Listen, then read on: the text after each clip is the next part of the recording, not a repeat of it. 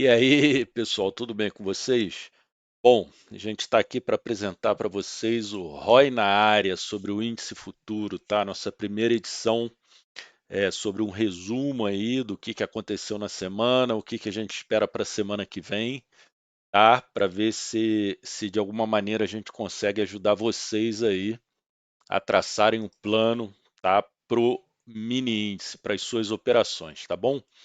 Então, bom, o que a gente vai falar um pouquinho aqui nesse resumo, tá? A gente vai falar das expectativas do mercado, tá? Na semana, um pouquinho da agenda econômica, as principais estratégias que a gente utilizou na semana que passou e algumas dicas aqui que a gente vai deixar, tá? Que a gente chama de dicas do ROI, tá bom, pessoal?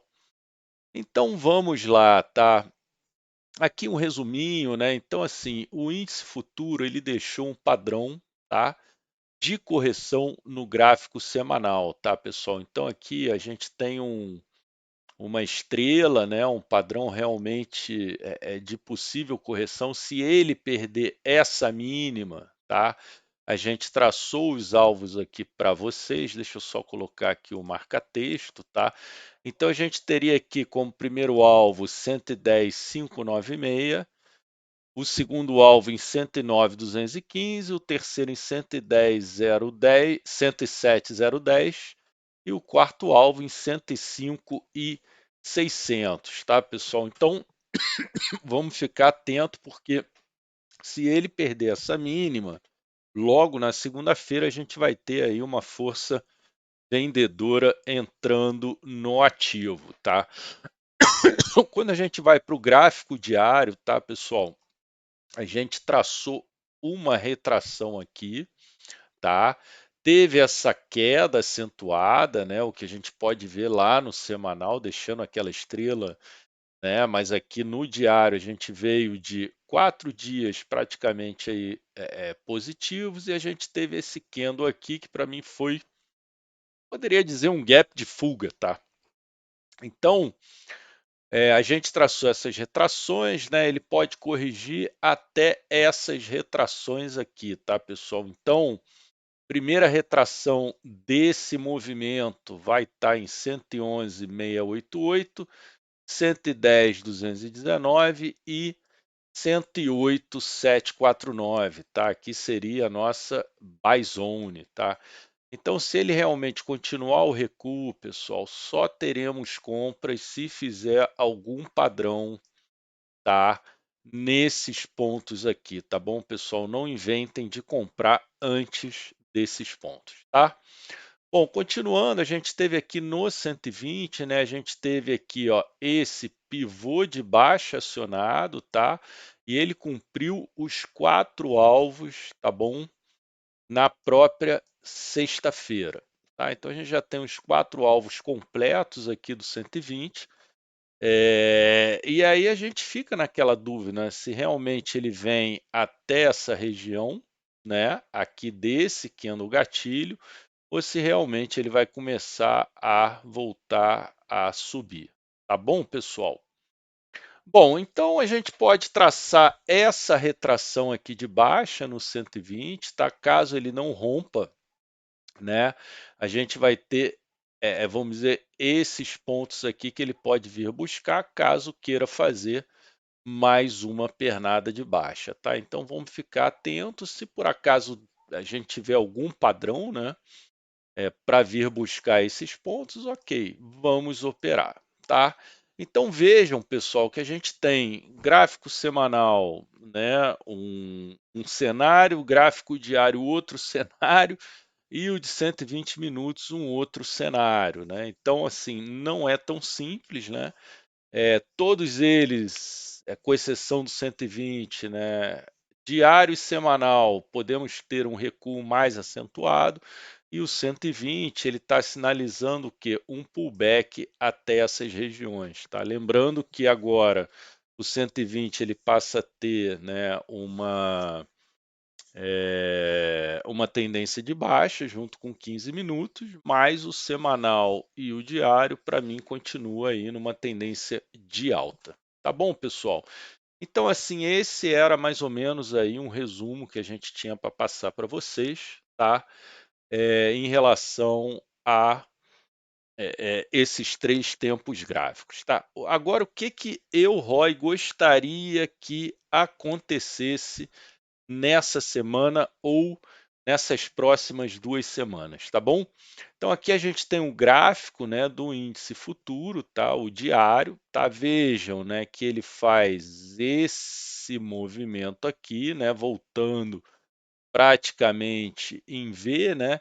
Então, para mim, o que que seria saudável para o ativo, tá, pessoal? Seria ele voltar até essa região aqui, tá? Que está mais ou menos ali nos 109.100, tá? Por aí, para então voltar para a tendência de alta, tá? Então, eu gostaria que ele recuasse ainda mais e realmente voltasse à sua tendência de alta. Vejam só que simetria linda, né? A gente teria aqui, tá? E a gente teria até um OCOI sendo formado, né, pessoal? Então, ó, esse rompimento aqui, ó, do OCOI seria realmente fantástico aí para a gente, né, buscar alvos ainda maiores, tá bom?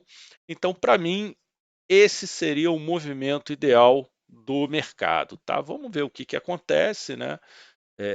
A gente como trader, né? Se der venda, a gente vai vender, se der compra, a gente vai comprar, né? Mas pensando aí, né, no mercado, esse seria para mim então o movimento que eu gostaria de ver nesses próximos dias. Tá bom, pessoal?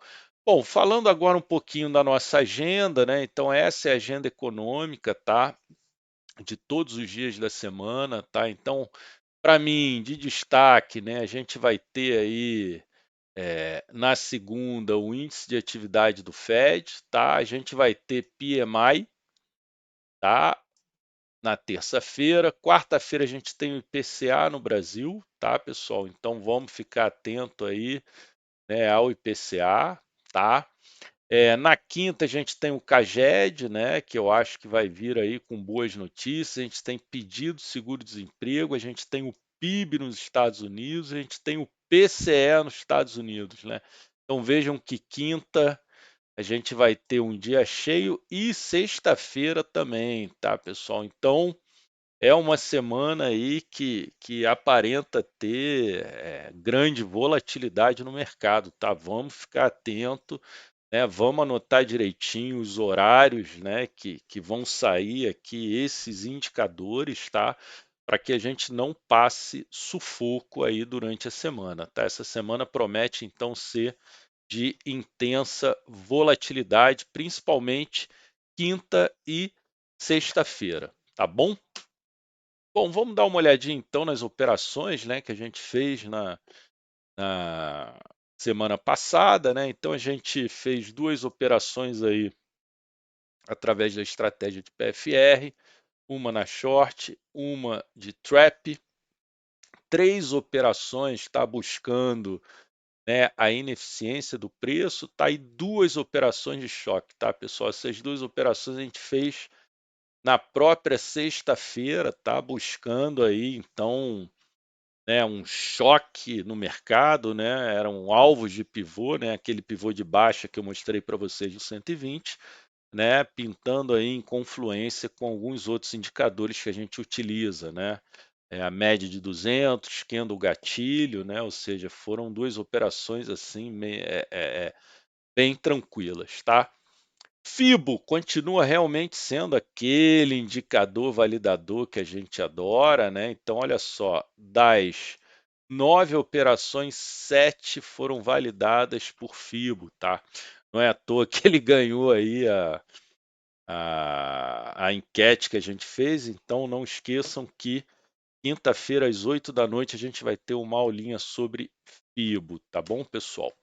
Bom, continuando, né, horários do dia, vejam só que ó, até às 14 horas a gente fez todas as nossas operações, tá? Então, 9h30 às 10, 5 operações de 10 às 11h30, tá? Então, mais da metade a gente fez nesse horário, né? Duas operações de 11h30 a meio-dia e uma operação das 12 às 14 horas, tá? Das 9 operações, 3 a gente não mexeu nos alvos e 5 a gente mexeu alterando pelo menos o último alvo, tá? Da nossa estratégia, tá bom, pessoal? 6 operações a favor da tendência e 3 contra a tendência, né, pessoal? Então é aquilo que eu falo, né, cara? É muito mais fácil operar a favor da tendência, tá? Não esqueçam disso, tá bom? Bom, duração do trade, né? Pode ver que a gente não leva muito tempo, né? Ou seja, 3, 5, 7, né? Ou seja, 7 trades, tá? Dos 9 duraram no máximo até 30 minutos, tá? Um de 30 a 45 minutos e um trade no máximo até 1 hora, né? Então vejam que a gente não gosta de ficar realmente muito tempo posicionado, tá? Então esse aqui é um resuminho para vocês verem, né, como é que foi aí a nossa semana passada, tá bom?